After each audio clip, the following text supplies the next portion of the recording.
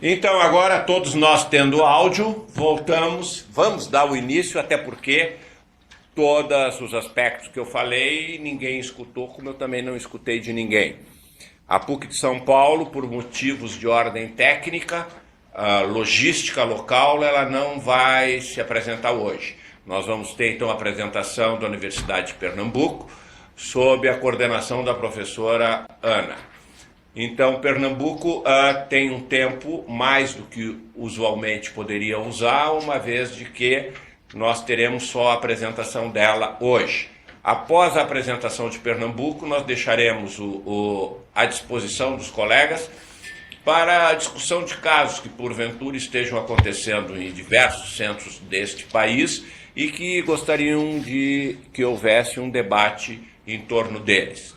Lembro também aos colegas que nós temos mais duas reuniões, a de outubro, setembro, outubro e novembro. São 3 reuniões, porque em dezembro nós temos que fazer a nossa reunião administrativa para que a gente consiga moldar o nosso SIG para o ano que vem. Isso dito, eu passo a palavra para a Universidade de Pernambuco. Boa tarde a todos. Infelizmente a gente teve esse contratempo, mas vamos iniciar nossa apresentação. Quem vai apresentar o nosso caso clínico é a residente Maria Luísa e depois nós estaremos à disposição para as sugestões para o que estamos apresentando. Obrigada.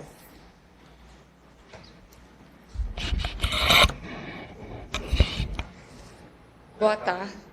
Boa tarde a todos. Meu nome é Maria Luísa, eu sou residente do 3º ano de cirurgia bucomaxilofacial do Serviço de Residência da Universidade de Pernambuco. Iremos falar hoje sobre displasia fibrosa craniofacial, um relato de caso.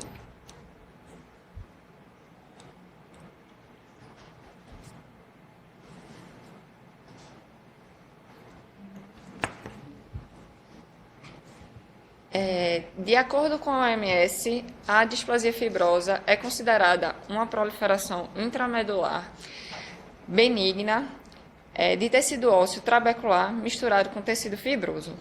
Ela é considerada uma não neoplasia de desenvolvimento. É induzida por retardamento da maturação óssea e aí com formação de tecido ósseo imaturo. Apresenta uma etiologia genética causada por uma mutação pós-zigótica no gene codificado pela subunidade alfa da proteína G, que está presente no cromossomo 20q13.2. O primeiro achado dessa mutação genética foi visto na síndrome de McCune-Albright por Einstein, em 2002. De acordo com a época dessa mutação, mais ou menos tecidos e órgãos são afetados. Hoje em dia se sabe que quanto mais cedo ocorre essa mutação, mais órgãos são envolvidos e mais severo é o quadro. Se ocorrer a mutação no começo da vida embrionária, normalmente os pacientes vão apresentar a síndrome de McCune-Albright. Se ocorrer numa fase mais tardia, temos a displasia fibrosa poliostótica. E se for em uma fase pós-natal, temos a monostótica. A displasia fibrosa representa 2,5% de todos os tumores ósseos e 7% dos tumores benignos. A doença frequentemente aparece na primeira e na segunda década de vida. E de acordo com a revisão sistemática, a gente vê que ocorre uma prevalência do sexo feminino. O curso da doença normalmente tem uma progressão lenta, indolor e assintomática. O diagnóstico inicial é feito por exames de rotina, radiografias, ou até pessoas externas acharem algum padrão de assimetria no paciente. Histologicamente, a gente sabe que as lesões fibróseas são idênticas, onde a gente vê o diagnóstico diferencial pelos aspectos clínicos e os exames por imagem.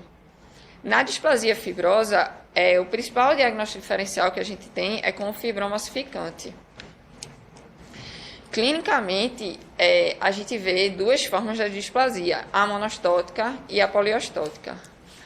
onde a gente vê que na monostótica está limitada a apenas um osso, e ela corresponde a cerca de 80% a 85% de todos os casos.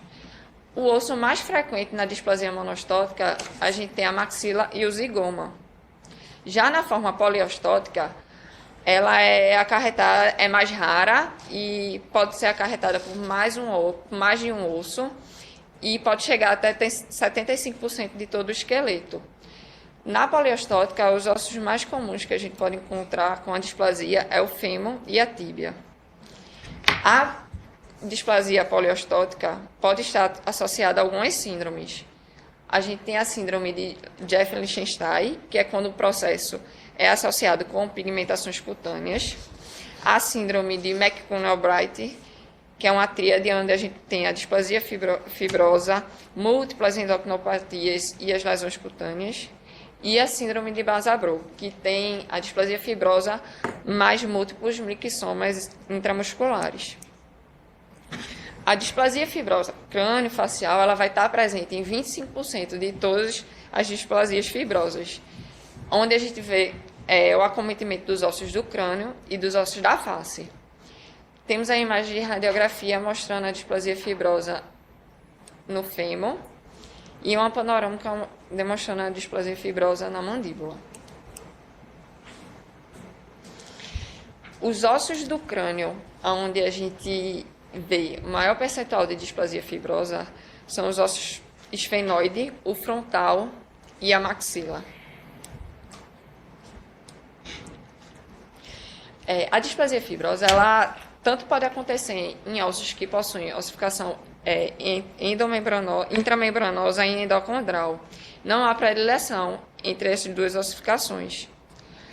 Os exames de imagem que a gente pode lançar a mão para diagnóstico da patologia são os raios-x convencionais, onde normalmente são encontradas as primeiras lesões, a tomografia computadorizada, que seria o padrão ouro para o diagnóstico e a extensão dessas lesões, e a cintilografia, que a partir dos radioisótopos a gente pode observar áreas com aumento do metabolismo. Podemos fazer o diagnóstico diferencial da cintilografia com outras patologias também. E o bom da cintilografia é que a gente pode fazer uma varredura para ver se há outros ossos acometidos. Na tomografia, a gente pode encontrar 3 padrões de imagens da displasia, onde nos pacientes mais jovens, a displasia tem uma aparência mais homogênea. As lesões vão se apresentar mais radiodensas e podem ser descritas normalmente como um vidro despolido. Quando os pacientes vão entrando na adolescência, as lesões da displasia fibrosa progridem por uma aparência mais mista, que se estabiliza até a idade adulta. As lesões mais antigas, a gente já mantém um padrão mais lítico, mais cístico, seria a figura da letra C.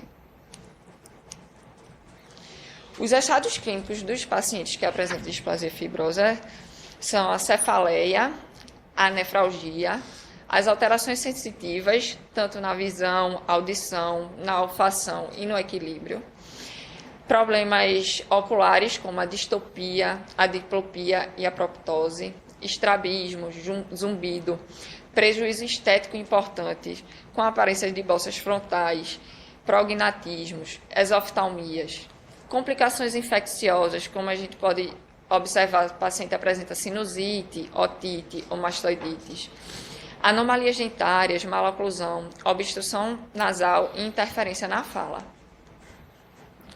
O tratamento da displasia fibrosa eminentemente, primeiramente, era cirúrgico. E o tratamento cirúrgico ele vai ser indicado quando? Primeiro, quando a gente vai fazer a biópsia de confirmação. Segundo, para a gente fazer correção de deformidades, tanto estéticas como funcionais. Para a prevenção de possíveis fraturas patológicas e para erradicar lesões sintomáticas. Desde 1930, só a terapêutica cirúrgica era a possibilidade de tratamento da displasia. Entretanto, em 1990, foi usado como coadjuvante a terapêutica medicamentosa, sendo assim mais uma opção. a displasia ela tem um potencial muito baixo de transformação maligna.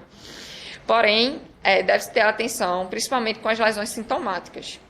0,4% das displasias monostóticas tem esse potencial, enquanto na poliostótica são 4%. Na displasia crânio-facial, esse percentual é bem aumentado, sendo 35,6%. Das lesões malignas que podem surgir, a gente tem a prevalência em ordem decrescente. A primeira seria o osteosarcoma, seguida pelo fibrosarcoma e, por fim, o condrosarcoma. Os sinais clínicos e os sintomas da malignização da displasia são a dor, o inchaço rápido, a elevação da fosfatase alcalina. O intervalo médio do diagnóstico inicial para a malignização são em torno de 13 anos. Na terapêutica medicamentosa, inicialmente, foi utilizado o bisfosfonato. Uma vez que o bisfosfonato é utilizado para o controle da displasia, porque ele interfere na ação dos osteoclastos, inibindo a função da osteoclastogênese, que está em alto nível na doença. Por evitar a retirada do cálcio da estrutura óssea para o intestício, ele assim diminui também o risco de fratura.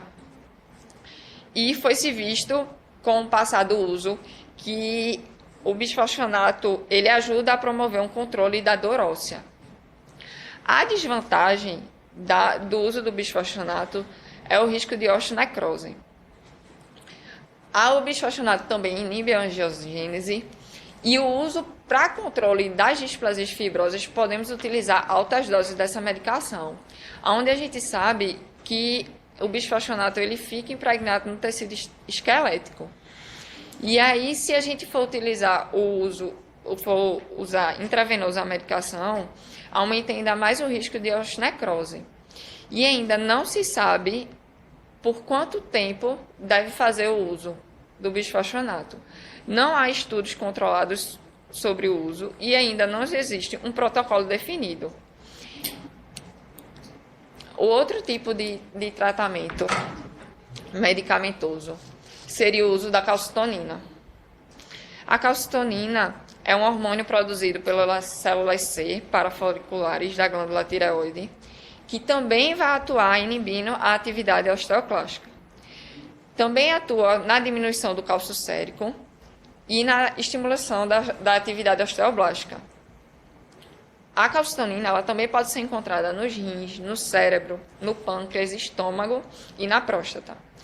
A calcitonina em si vai atuar se ligando aos receptores específicos de calcitonina que estão presentes nos osteoclastos, inibindo assim a sua ação. A utilização do hormônio calcitonina, ele provoca o aumento do influxo do cálcio para o interior do osso, sendo essa uma ação antagônica com o paratormônio. Esse fenômeno ele é produzido sob a influência do cálcio sérico no tecido intersticial da glândula tireoide. Existe também uma pequena produção da calcitonina da paratireoide no timo. A calcitonina ela afeta vários órgãos. E aí a gente pode ver que o uso da calcitonina e o hormônio em si, ele faz com que diminua os níveis de cálcio séricos no sangue. Ele vai inibir a absorção do cálcio no intestino, vai promover a deposição do cálcio no osso, inibindo os osteoclastos e estimulando os osteoblastos. Nos rins, ela vai inibir a reabsorção do cálcio no rim, fazendo com que o cálcio seja excretado pela urina. A calcitonina ela é encontrada nos mamíferos, em aves, em répteis e em peixes. Porém, para o uso medicamentoso, são utilizados a calcitonina humana e a calcitonina de salmão. Dá-se preferência para a calcitonina de salmão, uma vez que ela é 50% homóloga à calcitonina humana e possui 40 vezes mais potência do que a calcitonina humana, é menos alergogênica e o tempo de meia-vida dela é mais longa. As vias de administração da calcitonina pode ser por spray nasal ou subcutânea, onde a gente vê que a administração intranasal ela é mais fácil para se administrar pelo paciente e ela tem um bom pico de concentração em 10 minutos. A calcinonina tem também a vantagem, igual ao bisfosfonato, de ter um efeito analgésico. E aí ele é feito por um efeito direto no sistema nervoso central.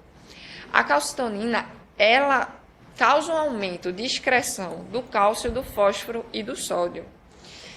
Os efeitos colaterais do uso da calcitonina é a náusea, irritações nasais, vômitos, dores de cabeça, diarreia e dor abdominal. É uma droga, não é ainda uma droga segura para uso em crianças por falta de estudos.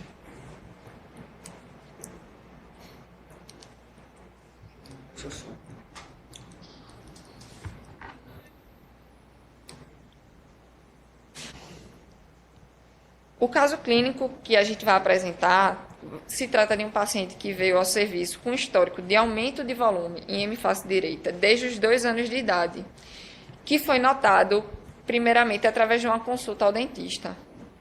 O paciente não apresenta alterações clínicas sem manchas no corpo. Adentrou no serviço do hospital pela clínica médica da oncologia pediátrica, onde foi solicitado o parecer da bucomaxila para o caso. Fotos com a vista frontal e lateral do paciente assim que chegou ao serviço, em 2013. O paciente já veio no serviço com a tomografia computadorizada de feixe cônico, onde foram mostradas alterações ósseas na maxila, onde a gente já vê uma obturação do espaço aéreo maxilar esquerdo e um aumento de volume do corpo do esfenoide e na maxila esquerda.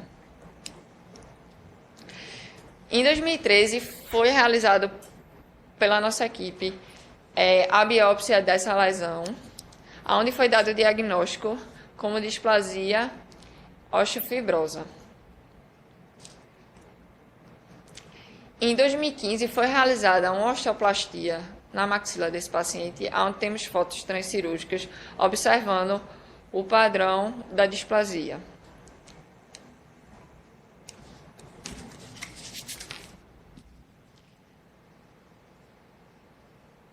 Fotos de março de 2013, 2015, julho de 2015 e agosto de 2016, com um aspecto frontal do paciente, onde a gente pode verificar assimetria facial, desvio de linha média e distopia com esoftalmia. Em março de 2013, após a biópsia, foi optado pela conduta de utilizar a calcitonina de salmão via spray nasal, com 200 unidades internacionais, sendo um spray ao dia. E aí o paciente faz uso contínuo dessa medicação. A medicação é dispensada por meio da oncologia pediátrica, por meio como se fosse um quimioterápico.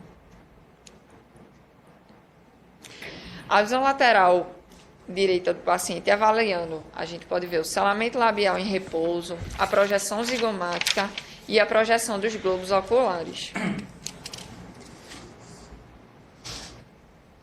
Em uma vista lateral esquerda, a gente vê um aumento da projeção zigomática e esoftalmia. Também a gente pode observar, com o passar dos anos, um crescimento proporcional da face com o crânio, onde a gente vê a esoftalmia de um modo mais discreto, no ano de 2016. Em vista caudocraniana, a gente vê a presença de aumento de volume em região paralateronasal esquerda, zigomático maxilar, desvio da pirâmide nasal e desvio de linha média maxilar.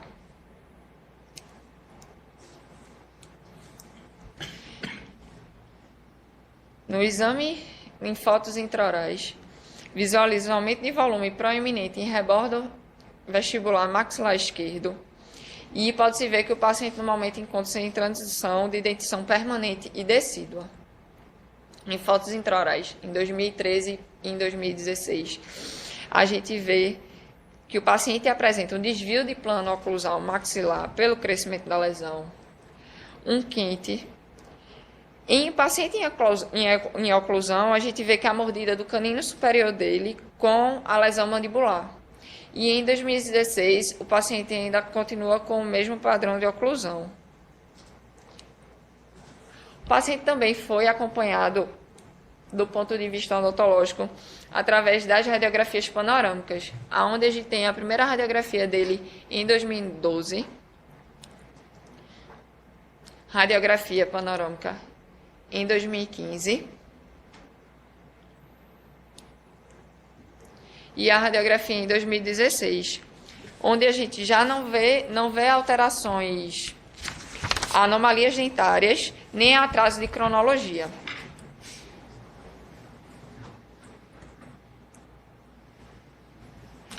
Em vista axial dos cortes tomográficos, temos a progressão do paciente de 2013 a 2016, onde a gente faz o acompanhamento para padronizar a evolução da doença, onde a gente vê o acompanhamento da displasia já nos ossos frontais, com a alteração do seio frontal esquerdo. No neurocrânio, a gente vê a displasia presente no osso frontal, no esfenoide e no etimoide. Também a gente tem a presença da displasia na maxila e no zigoma esquerdo. A gente pode perceber aí que já houve uma alteração do seio maxilar esquerdo. Em vista axial, continuando, a gente vê que o paciente apresenta, desde 2013, uma alteração dos seios etimoidais esquerdos. Com o passar do tempo, a gente vê um estreitamento do forame óptico. No último corte, a gente vê que a lesão também compromete o osso mandibular realmente na sua região mais anterior. Em vista coronal, a gente pode ver que ocorre uma diminuição da cavidade orbitária esquerda. Isso aí a gente pode ver clinicamente com a esoftalmia que o paciente possui. As conas nasais esquerdas estão aumentadas. Há muitos ossos envolvidos na lesão. Isso a gente vê a gravidade que ela tem e a precocidade da mutação genética que ocorreu no paciente. Uma vez que a gente já falou que quanto mais precoce, mais ossos são acometidos. Imagens anuais são feitas para controle da doença, tentando sempre os mesmos cortes, aonde a gente tem a avaliação pelo radiologista, o mesmo radiologista avalia essas tomografias, aonde a gente pediu um parecer a ele, aonde a gente vê que pelo parecer ocorre uma estabilidade da lesão. Na reconstrução 3D, a gente vê um maior aumento da displasia na região maxilar e na região perinasal. Também outro recurso que também a gente pode utilizar para avaliar o paciente é através dos exames laboratoriais, onde a gente vê que os hormônios tireoidianos T3 e T4 encontram-se com normalidade, dosagem de cálcio normal, função renal.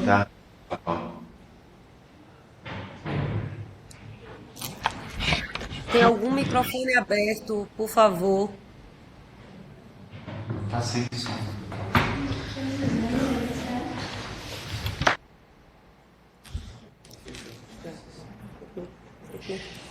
Dosagem de cálcio normal e a função renal do paciente está preservada. A fosfatase alcalina é compatível com a idade do paciente. Não sendo vistas alterações endócrinas, descartamos assim a síndrome de McCune-Albright, permanecendo o diagnóstico prévio. A dosagem de calcitonina e do TSH também encontra-se normal. De acordo com o caso mostrado, os achados clínicos presentes no paciente são a distopia, a proptose, o prejuízo estético importante, avaliando na assimetria facial, a maloclusão e a obstrução nasal.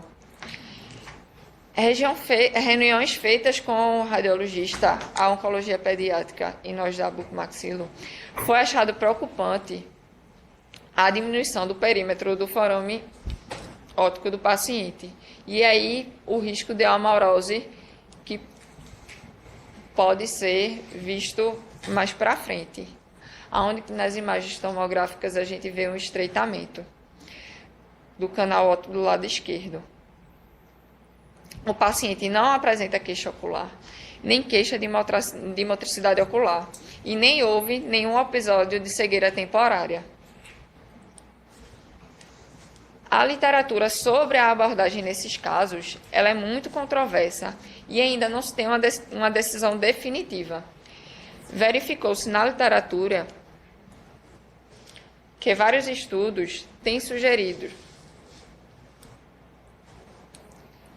que mesmo com a diminuição do canal óptico, a visão desses pacientes não é comprometida. E ainda relata que o risco de cegueira iatrogênica nesses pacientes, por descompressão, pode ocorrer até mesmo com os cirurgiões mais experientes.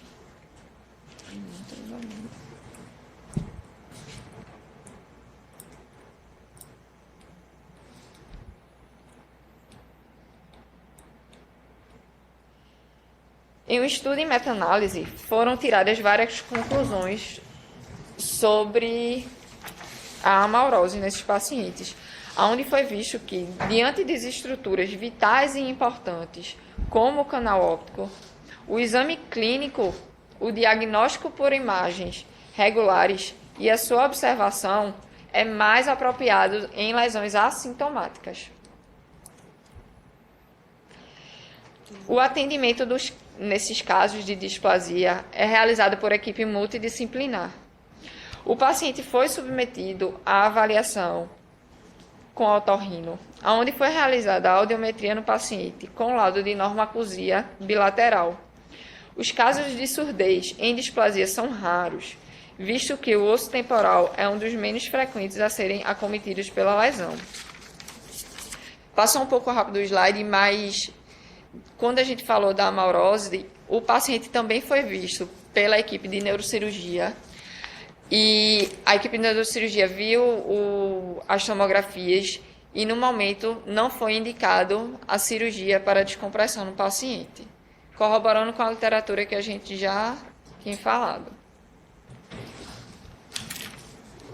O plano de tratamento para o paciente a seguir vão ser realizar osteoplastias para diminuir a assimetria facial que incomoda o paciente, a correção da assimetria, do crescimento assimétrico da maxila, a fim de melhorar o padrão de oclusão do mesmo. Retornar ao uso da calcitonina, uma vez que faz 3 meses aqui no hospital que não está sendo dispensada a medicação para o paciente por falta. E continuar a avaliação clínica e complementar, por imagens radiográficas anuais e parâmetros laboratoriais.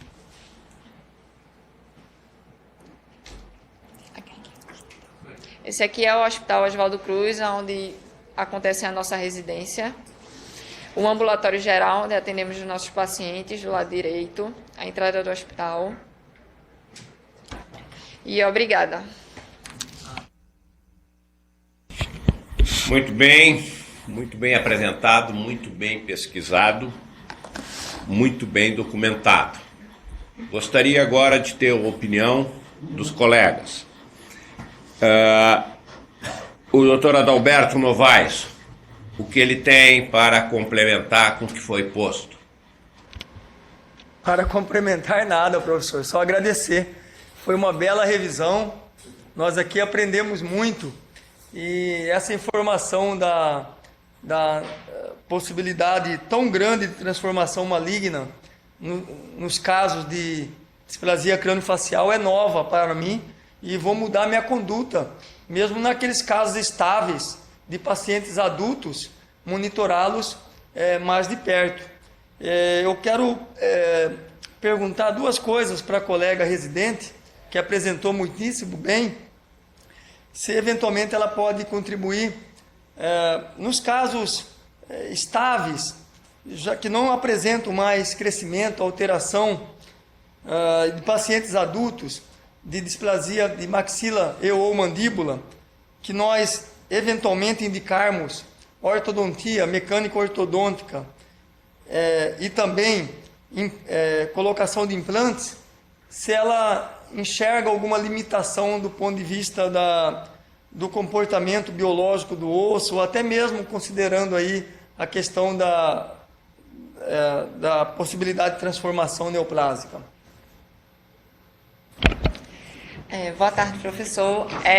Em relação à ortodontia e à colocação de implantes, o que a gente viu é que existe um guideline de displasia crâniofacial. E aí, nesse guideline, foi até um caso de discussão da gente em 2014, que a gente também fez a apresentação desse caso para a residência, que ele fala assim, que pode-se utilizar a ortodontia e a realização de implantes, mas o guideline ele não explica muito bem, como o senhor fez a segunda pergunta, a alteração óssea que pode acontecer.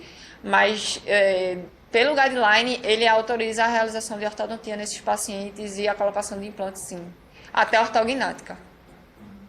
Aí eu vou falar um pouquinho da experiência da gente, que a gente trata a displasia fibroóssea, o serviço, nós temos 30 anos de serviço, eu não tenho esse tempo todo de serviço, mas a gente tem uma boa experiência com esses doentes.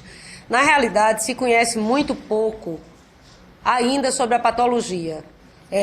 O que nós percebemos com a quantidade de doentes que já vimos e que tratamos, é que muitos desses doentes, eles têm o padrão alterado do osso, do crescimento ósseo, mesmo na idade adulta, até por alterações emocionais, que geram alteração endócrina e aí gera um turnover ósseo diferente.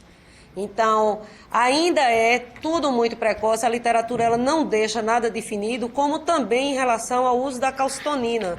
Hoje a gente não tem padrão do que usar, até quando usar e como usar.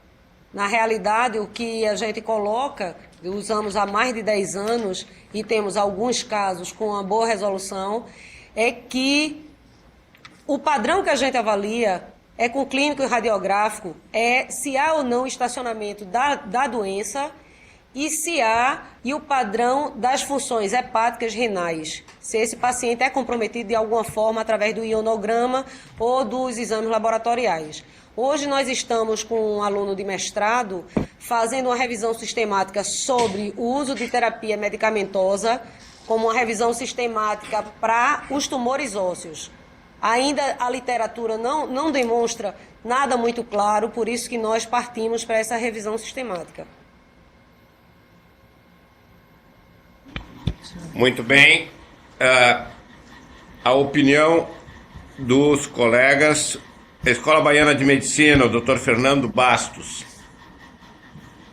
Boa tarde, professor João Carlos, boa tarde a todos. Eu queria parabenizar pela apresentação, né? Realmente é um caso muito difícil de tomada de decisão, né? Pelas incertezas que a literatura nos mostra até então, mas acho que as condutas definidas pelo grupo acho que estão perfeitas, né? Basicamente seria o mesmo que a gente tomaria aqui. E eu teria só uma pergunta com relação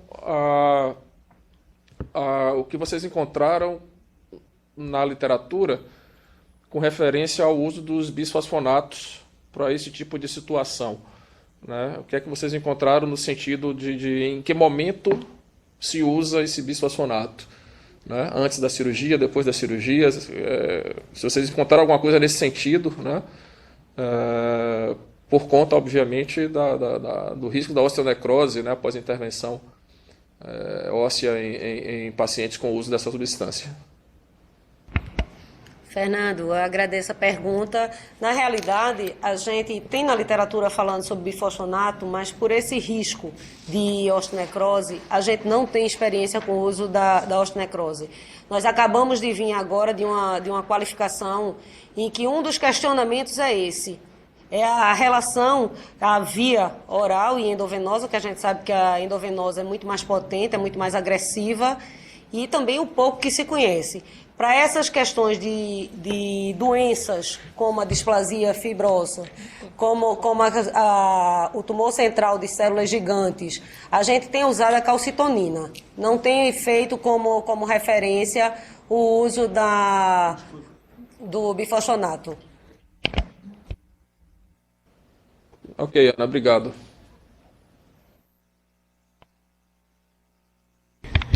Muito bem.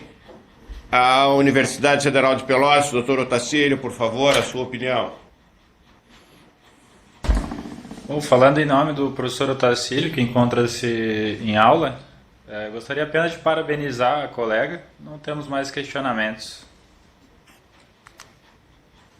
Muito bem. O doutor Adriano Germano, da Universidade Federal do Rio Grande do Norte, tem alguma contribuição? A gente queria desejar uma boa tarde e parabenizar a apresentação do caso aí, que foi bem conduzido e bem acompanhado, né? Um acompanhamento bem longo. Na verdade, eu tenho uma dúvida sobre os achados laboratoriais quando a gente está diante da síndrome de McCann-Albright. Quais os parâmetros que a gente tem que observar, quais são os exames laboratoriais específicos que a gente teria que solicitar, e se o paciente apresenta uma síndrome de McCann-Albright, uma síndrome de Jeffs-Lichtenstein, qual seria a diferença, se teria alguma diferença no tratamento, se seria só uma osteoplastia ou se a gente teria que ter algum cuidado mais específico com esse paciente. Obrigado.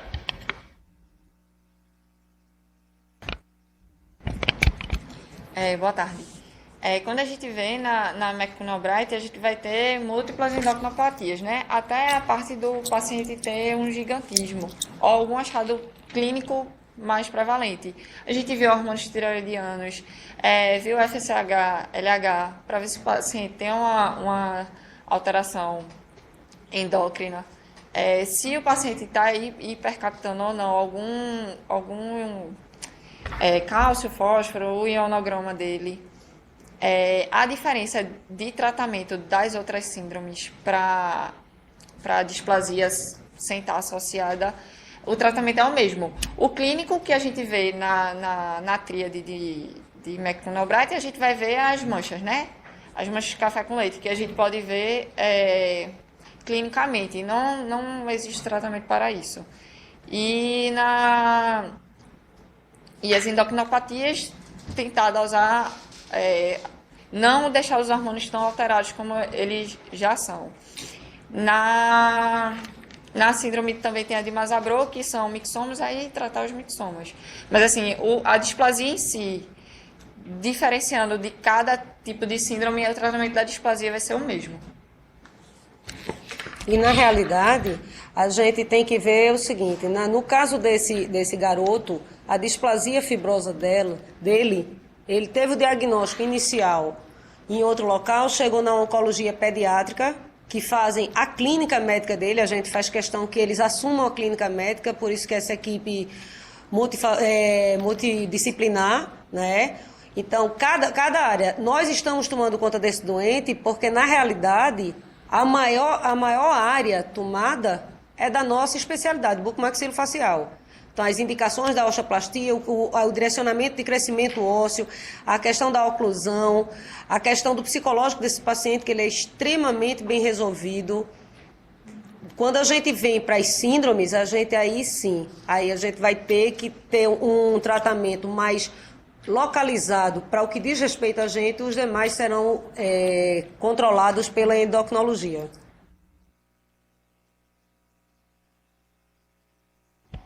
Muito bem, respondido.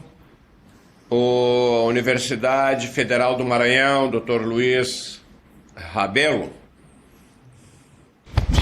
Professor Luiz não pôde estar aqui hoje presente. Eu me ausentei um pouco e voltei aqui, mas eu não peguei toda a apresentação aí da Universidade de Pernambuco, eu tive que me ausentar um pouco. Mas eu vi o início, tá? Eu queria só fazer uma pergunta, não sei se alguém já fez. Tá bom, professora Ana Cláudia? Pois não, faça a sua pergunta. Fica à vontade, nosso amigo Eider. Tá, joia. Eu queria só saber de vocês como é que vocês decidem, às vezes, porque às vezes a gente tem um pouco de dificuldade aqui em decisões em relação a displasias de grandes volumes, né, de tamanhos grandes. Se você realmente faz só uma plastia, se você termina, por exemplo, uma maxila inteira, quando ela acomete toda uma maxila e às vezes o assoalho de ópta, se você parte com um procedimento um pouquinho mais agressivo, mais radical, como é que vocês decidem, como é que vocês veem isso em relação ao comportamento dessa patologia e até como o paciente recebe isso? É porque eu acho que isso é uma grande discussão, né, em relação a esses casos de displasia. Eider, na realidade, é excelente pergunta sua. Nos casos mais avançados, a gente tem tratado dessa forma. Primeiro, o relato de caso foi de uma criança. E ele não tem ela monostótica. Ele tem crânio facial com toda a hemiface e hemicrânio comprometido. Hoje, esse menino, o que a gente observa na questão desse menino é que, inicialmente, ele tinha uma situação diferenciada do globo ocular, né, uma exoftalmia, e que com o padrão de crescimento dele, com o uso da calcitonina e essa osteoplastia, que nós só fizemos uma e agora está programada a segunda osteoplastia, nós temos melhorado a inserção social dele, que é um menino extremamente resolvido. Hoje ele está com 7 anos de idade. Quanto aos pacientes numa situação mais grave, esse menino também ele passou já pela neurocirurgia, pelo parâmetro da neurocirurgia, o que é que eles acham, pelo que a gente falou do risco de amaurose, que foi a maior preocupação nossa desde o início. A localização do canal óptico praticamente fechado, e a literatura também mostra isso em revisão sistemática, que até a descompressão do globo ocular nem sempre é indicada, porque normalmente o fato de você tentar descomprimir, você já pode levar ao risco da cegueira, né? Nos casos mais graves, que você continua, na realidade, o metabolismo ósseo e você não consegue estacionar, aí é mais complicado. Nós tivemos aqui um caso que o paciente chegou a óbito e faz muitos anos, acredito já faz mais de 20 anos, ele iniciou, todo o diagnóstico dele dava como uma displasia fibrosa, era uma maxila, e a gente tentando intervir mais agressivamente e no final ele já estava com um ossarcoma. Isso. Respondi? Respondeu sim, porque isso aí realmente é muito controverso, né? Essas decisões às vezes são muito difíceis da gente... Eu primo sempre pela questão realmente, se não há nenhum grande déficit funcional, assim, eu primo mais pelo tratamento mais conservador, principalmente nos pacientes que você pode acompanhar, né? Naqueles que você acha que realmente tem condição de acompanhá-lo, eu também quase sempre escolho esse caminho aí mais conservador possível. Mas é realmente motivo de muita discussão. Eu não vi a apresentação do caso, só olhei o início, viu, Ana? Até me perdoe aí pela pergunta, talvez alguém tenha feito. Não, mas assim, foi muito boa. Só complementando, que a gente tem visto, mesmo em paciente adulto, com o uso da calcitonina, a gente teve muita dificuldade, o primeiro paciente faz mais de 10 anos que nós utilizamos. E no início, muita dificuldade para sair, porque isso é uma medicação fornecida pelo SUS, e a gente consegue aqui através como se fosse um QT, um quimioterápico, quem pede é o pessoal da oncologia. Agora esse menino está há 3 meses sem usar, porque do mesmo jeito que falta hormônio de crescimento no SUS do país inteiro, está faltando a calcitonina. O que é que a gente observa, inclusive em paciente adulto, que tanto para a lesão central de células gigantes, como para a displasia fibrosa, a lesão central, lógico que mais agressiva, nós temos tido um estacionamento da patologia, e na questão de lesão central de células gigantes, já realizamos, inclusive, novas biópsias em pacientes, e o que você observa, você não vê mais aquele padrão tumoral, porque ele vai atuar a nível das células gigantes mesmo, e vai dar uma alteração de crescimento. Acho que um paciente desse... É a nossa discussão aqui com a oncologia pediátrica, que tem um cuidado de clínica médica pediátrica muito bom nesse doente, que ajuda a gente a participar, e com toda essa equipe multidisciplinar e o mesmo radiologista vendo todos os padrões, sempre o mesmo corte e o radiologista acompanhando, isso tem ajudado muita gente, porque é aquela história. O que a gente tem para fazer é isso. Não tem como tirar toda a hemiface do paciente e atuar na região do crânio. Ele hoje está inserido, é um menino que tem uma atividade social normal, é uma criança que, inclusive, no colégio tem um cognitivo perfeito, é um dos melhores alunos, e que tem ficado muito satisfeito, tanto ele como a mãe, com o tratamento instituído. Agora, a nossa responsabilidade é grande, por isso que o controle desse doente é tão rigoroso. Muito bom, doutorado. Obrigado. Muito bom. Nós temos ainda 10 minutos e 5 serviços para fazer os seus questionamentos. O Hospital Geral de Fortaleza teria algum questionamento?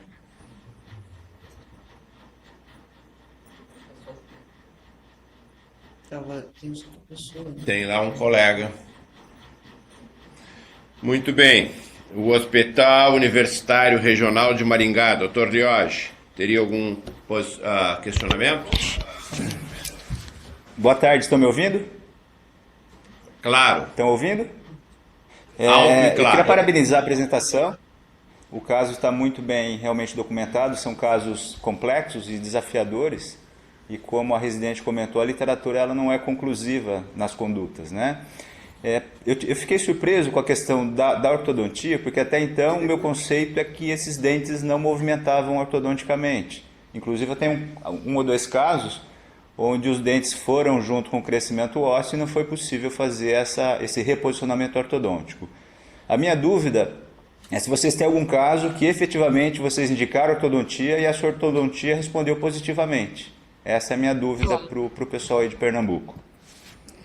Lioge, obrigada pela pergunta, mas na realidade ela falou que a literatura coloca. Mas nós também não temos experiência nenhuma de ortodontia com esses casos. Tá ok, obrigado. De acordo, Lioge? Muito bem. De acordo. O Centro Hospitalar do Município de Santo André, Ricardo Modes, tem algum comentário? Boa tarde. Nós não temos questionamentos, mas gostaríamos de parabenizar a apresentação. Muito obrigado. O Hospital Maria Aparecida Petrosian, o professor Leonardo de Assis Ximenes. Tem algum comentário?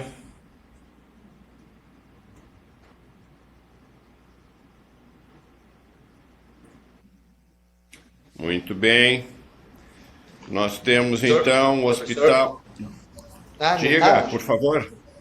Como? Professor, perdão, eu achei que tinha apertado aqui e não apertei. Não temos pergunta. Parabéns pela apresentação aí dos colegas. Muito bem, muito obrigado. O Hospital Erasmo do Paraná, Dr. Laurindo Sassi.